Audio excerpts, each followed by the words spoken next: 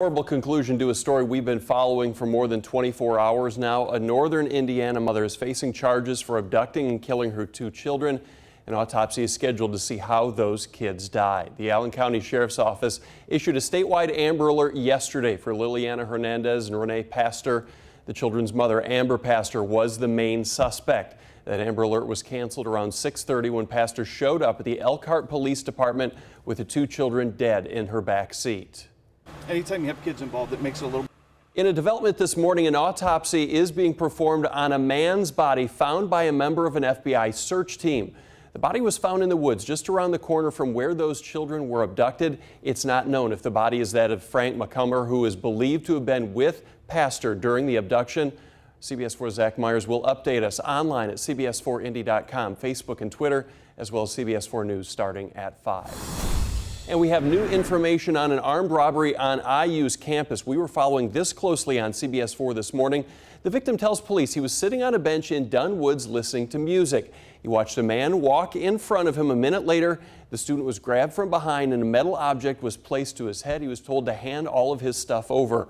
This is a police sketch of that suspect. He's 5'9", 175 pounds, late 20s to early 30s. He was last seen wearing a blue hooded jacket. If you know who or where this person is, call Bloomington PD. Well, Brad Pitt may be getting a divorce, but he is not dead. If you see that post on Facebook, don't click on it because you might get hacked. A fake article circulating Facebook this week has the headline, "R.I.P. Brad Pitt." Facebook says the post is part of a phishing scam. Clicking on the link will take you to a prompt for your Facebook username and your password. Entering that on the wrong screen will give hackers control of your account. It's kind of a safe bet. Most dead celebrities on Facebook aren't really dead. Yeah, that's true. We've had a couple of those recently. Verify your sources before you start clicking on things online. The people responding to that may have skewed a little more Democratic, but still overwhelming numbers. And a lot of people are talking about the moderator, Lester Holt. Overwhelmingly good reviews, but the words fact-checking keep coming up. Did he do enough fact-checking? Yeah, there was one specific instance when he was talking with Donald Trump. He's called out Trump. At the end of this week, Pharmacon Long-Term Care Pharmacy based in Noblesville is laying off 180 people. Another 15 are being let go from its sister company, Pharmacon Pharmaceuticals. Last month, federal investigators were searching Pharmacon. Sources tell CBS 4 that investigation was related to an FDA recall. And a spending bill to keep the government running until December is on its way to the president's desk this morning. The bill provides more than $1 billion to fight the Zika virus and $500 million for victims of last month's historic flooding in Louisiana. Top Republicans are promising to approve funding for Flint, Michigan later this year. That'll help the city get rid of lead in the water supply. You will report directly to the mayor. Previously, the chief would report to your position as director of public safety. How does that change things? Well, that's one of the reasons it's intriguing to me is that I can report directly to the mayor. We can work in unison. Of course, the famous shot, John Daly here, right? Yeah, we're 2 weeks from the 25th anniversary from that. So why don't you hit a shot and do your John Daly imitation? Yeah, my hair's a little short here. Do you imagine it coming down to the finale here? How is a Dustin Johnson or a Jason Day going to play this hole? Yeah, I think they're probably going to use driver. All of it will depend on wind conditions, but it should.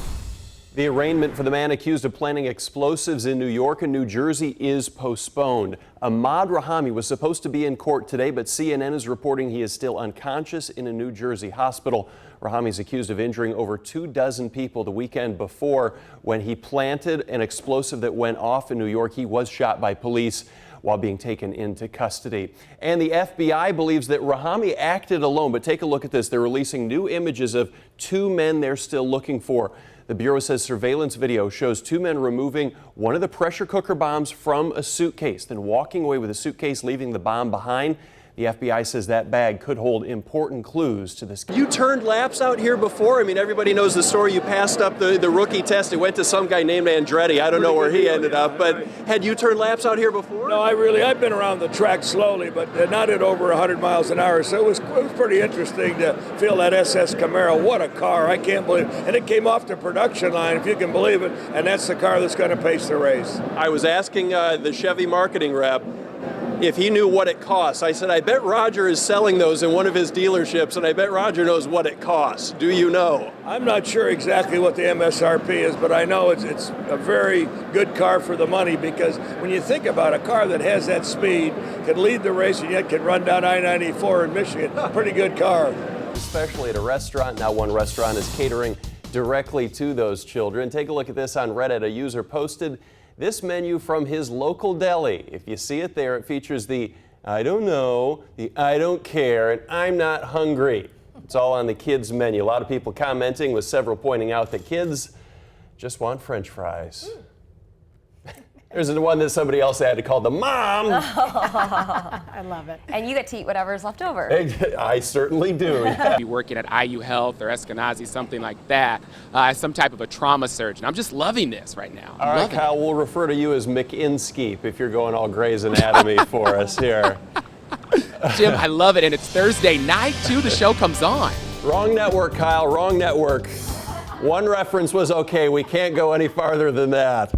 All right, it's a big day for Colts fans as we head into the London Blue Zone. One more practice this morning for the team before they hop on the plane and head to London for the franchise's first ever game in the UK.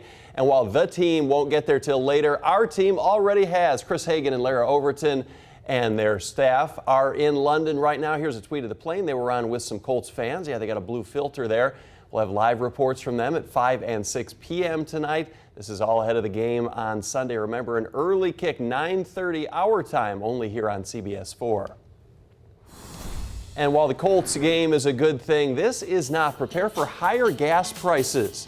That is because of something that just happened for the first time in 8 years. We're going to check your prices at the pump this morning and explain. And for the first time, Congress has overridden a veto by President Obama. The House and Senate are voting to allow the families of September 11 victims to sue the country of Saudi Arabia. The president says this could set a dangerous precedent. We'll hear why. Happening today, legendary golf